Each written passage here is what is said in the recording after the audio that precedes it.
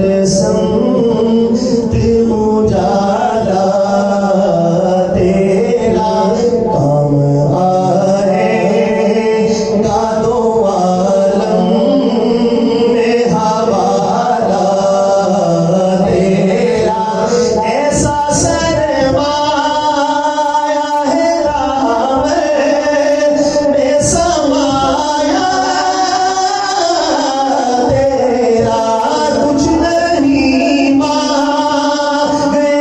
शामों से ये शहदा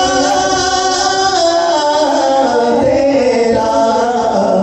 इसकी दौलत है फकत नक्शे कफ़े पा तेरा इसकी दौलत है फकत नक्शे कफ़े पा तेरा सुभान अल्लाह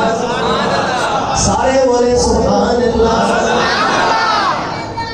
बस आखिरी मिसाल इसका, क्योंकि आजकल फ़लस्तीन के हालात को उसी निस्बत से कासिम साहब ने शेर लिखा था एक, वो पढ़ के बस मैं इजाज़त चाहूँगा। जुल्म के सामने ईमान, जुल्म के सामने ईमान की